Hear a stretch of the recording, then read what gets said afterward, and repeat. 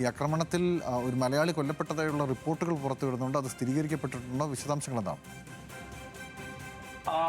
ഗൗതം, തീർച്ചയായും കാസർഗോഡ് സ്വദേശിയായിട്ടുള്ള കാസർഗോഡ് വെള്ളരിക്കുണ്ട് സ്വദേശി AKG നഗറിലെ അഖിൽ ജോയൻ, 26 വയസ്സുള്ള അഖിൽ ജോയൻ മരണപ്പെട്ടു എന്ന പ്രാഥമിക വിവരമാണ് ഇപ്പോൾ ലഭിച്ചിട്ടുള്ളത്.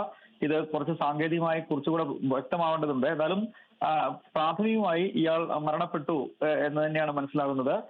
ഇയാൾ 6 വർഷമായി മറൈനറാണ്. മുംബൈ ആസ്ഥാനമായ കപ്പൽ കമ്പനിയിലാണ് അദ്ദേഹം ജോലി ചെയ്യുന്നത്. അപ്പോ ഈ നേരത്തെ പറഞ്ഞ പോലെ തന്നെ ഉക്രൈൻ റഷ്യ ആക്രമണത്തിന്റെ പശ്ചാത്തലത്തിലാണ് ഈ അപകടം എന്നാണ് പ്രാഥമികമായി മനസ്സിലാവുന്നത്. കൂടുതൽ വ്യക്തത ഇത് സംബന്ധിച്ച് വരേണ്ടതുണ്ട്. എത്തരത്തിലുള്ള അപകടത്തിലാണ് ഈ മരണം സംഭവിച്ചത് ഉൾപ്പെടെ മനസ്സിലാവാനുണ്ട്.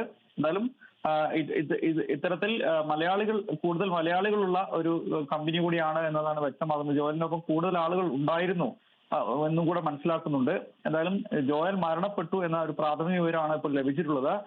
സാങ്കേതികമായി അത് കൂടുതൽ വ്യക്തത വരുത്തേണ്ടതുണ്ട്. എന്തായാലും ഇപ്പോൾ ലഭിച്ച വിവരം അനുസരിച്ച് അദ്ദേഹം 6 വർഷമായി ഈ മുംബൈ ആസ്ഥാനമായ കപ്പൽ കമ്പനിയിൽ ജോലി ചെയ്യുന്ന മറൈനറായിട്ടുള്ള ജോയൽ മരണപ്പെട്ടു എന്ന വിവരമാണ് ലഭിച്ചത്. കൂടുതൽ വ്യക്തത അത് സംബന്ധിച്ച് വരേണ്ടതുണ്ട്. കൂടുതൽ മലയാളികൾ ഈ കമ്പനിയിൽ ഉണ്ട് എന്നും കൂടെ വിവരം ലഭിക്കുന്നുണ്ട്. എന്തായാലും കൂടുതൽ വിശദാംശങ്ങൾ വരും മണിക്കൂറുകൾക്കുള്ളിലേ ലഭിക്കുകയുള്ളൂ.